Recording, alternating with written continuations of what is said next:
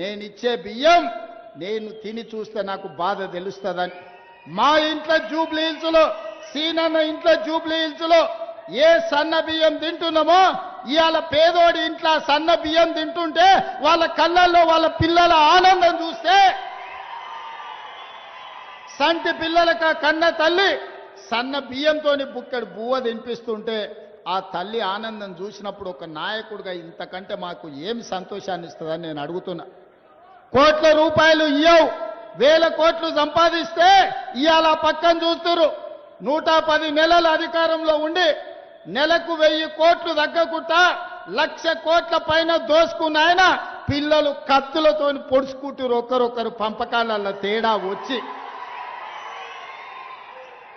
బావ బామ్మర్ది అక్క తమ్ముడు ఇంటిల్లి పాది తలా ఒదిక్కు తయారయ్యి ఎవ్వనికి వాడు బల్లాలు తీసుకొని ఈపులో ఒడుచుకునే పరిస్థితి వచ్చింది.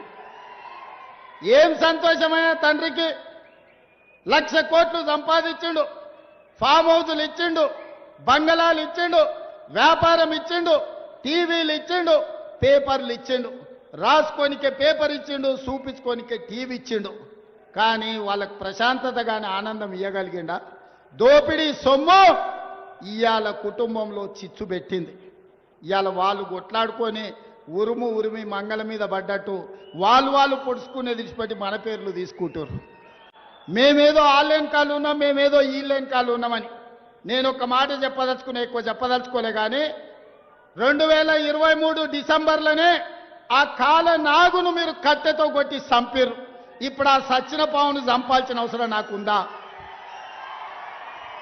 బీఆర్ఎస్ అనే పామును, ఇది కాలకూట విషం ఉన్నది, ఇది ప్రజలను దోసుకునే అనకొండ అని 4 కోట్ల ప్రజలు డిసెంబర్ 3 తారీఖు నాడు బండరాయితోని మోది ఆ కాలకూట విషమున్న కాల నాగును ఆయల్లనే తెలంగాణ ప్రజలు బొందబెట్టిరు, మాడ వలగొట్టిరు.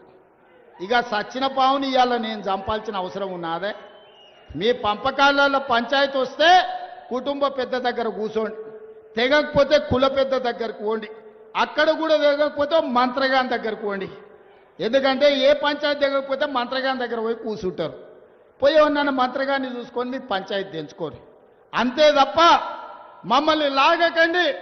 మీ కుటుంబ పంచాయతీల మాకు రేషన్ కార్డులు ఇచ్చే పని ఉంది, పేదోళ్ళకి సన్న బియ్యంతో అన్నం పెట్టే పని ఉంది, పేదవాడికి ఇందిరమ్మ ఇల్లు ఇచ్చే పని ఉంది, పేదవాడికి రైతు భరోసా 9 రోజుల్లో 9,000 కోట్లు ఇవాళ పేదోళ్ళ ఖాతాలు వేసినాం.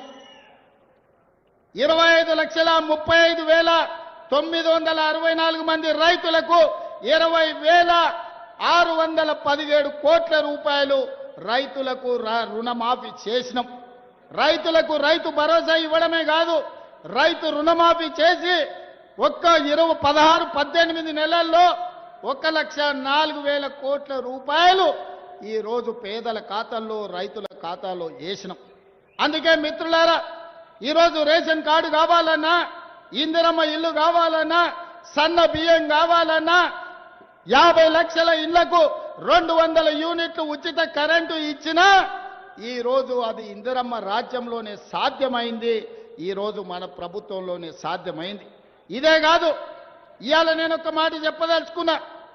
ఆనాడు పోడు భూములు ఇచ్చినాం, అసైన్మెంట్ పట్టాలు ఇచ్చినాం. ఇవాళ దాదాపుగా కొద్ది మందికే ఇంకా భూములు ఇచ్చే అవకాశం ఉంది. ఇవాళ భూములు అందుబాటులో లేవు. అందుకే మన దరిద్రం తీరాలన్నా, మనం బాగుపడాలన్నా విద్య ఒక్కటే మార్గం. మన తలరాతల్ని మార్చేది విద్యనే.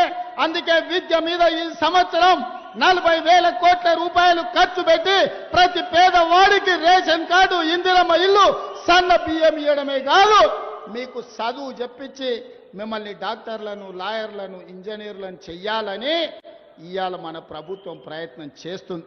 అందుకే 100 నియోజకవర్గాల్లో యంగ్ ఇండియా ఇంటిగ్రేటెడ్ స్కూల్స్ పెట్టడమే కాదు, 20,000 కోట్ల రూపాయలు పాఠశాలల నిర్మాణానికి ఖర్చు పెడుతున్నాం. డైట్ ఛార్జెస్ 40% పెంచినాం, కాస్మెటిక్ ఛార్జెస్ 200% పెంచినాం. రాబోయే రోజుల్లో అడ్వాన్స్డ్ టెక్నాలజీ సెంటర్లలో సాంకేతిక నైపుణ్యం నేర్పి మన పిల్లలకు ఉద్యోగ ఉపాధి అవకాశాలు కల్పిస్తాం. ఇవాళ సింగపూర్, సౌత్ కొరియా, జపాన్లలో అవకాశాలు ఇప్పటి వరకు ఖమ్మం జిల్లా నుంచి కానీ ఇతర జిల్లాల నుంచి ఈరోజు అమెరికాకు పోతున్నారు ఇంజనీర్లు చదివి. మరి అందరు ఇంజనీరింగ్ చదువుకోలేరు కదా. కొంతమంది ఐటీఐలు చదువుతారు, కొంతమంది పాలిటెక్నిక్ చదువుతారు, కొంతమంది డిగ్రీ చదువుతారు. మరి వాళ్ళకు ఉద్యోగాలు ఎట్లా? అందుకే ఈనాడు అడ్వాన్స్ టెక్నాలజీ సెంటర్లు ప్రారంభించడం. ప్రతి నియోజకవర్గానికి ఒకటి ఇచ్చే బాధ్యత నాది. వేలాది మంది విద్యార్థులు అందులో చదువుకోండి. మీకు సింగపూర్లో, సౌత్ కొరియాలో, జపాన్లో మీకు ఉద్యోగాలు ఇప్పించి మన బతుకుల్లో వెలుగులు తీసుకొచ్చే బాధ్యత నాది. అందుకే ఇక్కడ ఉన్న యువకులకు, వేదిక మీద ఉన్న నాయకత్వానికి నేను సూచన చేస్తున్నా. పేదల బతుకులు బాగుపడాలంటే పేదవాడు చదువుకోవాలి. విద్య ఒక్కటే మన బతుకులను మారుస్తుంది. మనం చదువుకుంటే బాగుపడతాం. ఒకప్పుడు ఆయన గొర్రెలు పెంచుకోండి, బర్రెలు పెంచుకోండి, చేపలు పట్టుకోండి, చెప్పులు కుట్టుకోండి అన్నాడు. మన పిల్లలేమో గొర్రెల్ని పెంచాలంట, బర్రెల్ని గాయాలంట, చేపలు పట్టుకోవాలంట, చెప్పులు కుట్టాలంట. వాళ్ళ పిల్లలు మాత్రం రాజ్యాలు ఏరుకుంటారంట, రాజులు అవుతారంట, రాష్ట్రాలను దోసుకుంటారంట. అందుకే ఇవాళ పేదవాడు పరిపాలన చెయ్యాలి. పేదవాడు డాక్టరో, లాయరో, ఇంజనీరో, ఐఏఎస్ఓ, ఐపీఎస్ఓ కావాలి. కావాలి అంటే చదవాలి, చదవాలి అంటే ప్రభుత్వానికి చిత్తశుద్ధి ఉండాలి. అందుకే నా ఏకాగ్రత మొత్తం చైతన్యం కలిగిన ఖమ్మం జిల్లా ప్రజలకు, యువకులకు నా విజ్ఞప్తి. చదువుకోండి. మీరు చదువుకి ఏం కావాలనో నన్ను అడగండి. ఎవరో సహాయం చేస్తే బ్రతకడం కాదు, మనమే 10 మందికి సాయం చేసేటట్టు ఎదగాలి. ఆ ఎదగాలి అని అంటే ఇవాళ పేదరికం పోవాలి అంటే చదువుకోవాలి. అందుకే మిత్రులారా, ఏ మంచి కార్యక్రమాన్ని మొదలుపెట్టినా మీ ఖమ్మం జిల్లాకే నేను వస్తున్నా. ఇవాళ మీ జిల్లాకి ఇన్ఛార్జిగా కూడా నా మిత్రుడు శ్రీహరిని మీ జిల్లాకు పంపించిన. ఎందుకంటే నా పక్కనే నియోజకవర్గం, నాకు ఎప్పుడు అందుబాటులో ఉంటాడు. ఇంతకుముందు కూనంనేని రామశివరావు గారు, రామదాస్ గారు, ఆదినారాయణ చాలామంది ఎమ్మెల్యేలు నాకు కాగితాలు తెచ్చిస్తారు. సార్ మా సమస్యలు ఉన్నాయి. నేను ఎమ్మెల్యేలకు, ఎంపీలకు సూచన, మంత్రి గారు రాబోయే 10 రోజుల్లో నియోజకవర్గాల వారిగా ఈ ఎమ్మెల్యేలను, ఎంపీలను పిలిచి మీ నియోజకవర్గాలలో పరిష్కరించాల్సిన సమస్యలు ఏమున్నాయో మీతోని కూర్చొని చర్చిస్తాడు. ప్రతిపాదనలు తెస్తాడు. కలెక్టర్లు, అధికారులతో మాట్లాడతాడు.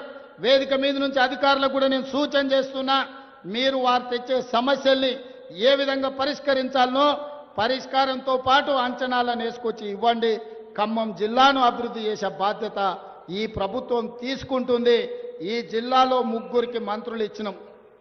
మీ ఖమ్మం జిల్లా కీలకమైన జిల్లా, సమయస్ఫూర్తి ఉన్న జిల్లా. ఆర్థిక శాఖ మీ దగ్గరనే ఉంది, వ్యవసాయ శాఖ మీ దగ్గరనే ఉంది, రెవెన్యూ శాఖ మీ దగ్గరనే ఉంది, హౌసింగ్ శాఖ మీ దగ్గరనే ఉంది, విద్యుత్ శాఖ మీ దగ్గరనే ఉంది. ఉన్నదంతా మీ దగ్గరనే ఉంది. ఏదైనా ఖమ్మం వాళ్ళని అడిగి తీసుకునే బాధ్యత నా మీద ఉన్నది. కాబట్టి ఖమ్మం జిల్లా ప్రాధాన్యత ఎప్పటికీ తగ్గదు. రాజ్యసభ ఇస్తే కూడా ఖమ్మం జిల్లాలో రేణుకా చౌదరి గారికి ఇవ్వడం జరిగింది. అందుకే మిత్రులారా, ఇవాళ ఈ కార్యక్రమాన్ని ముందుకు తీసుకువెళ్ళండి. మనం రాష్ట్రాన్ని అభివృద్ధి చేసుకుందాం.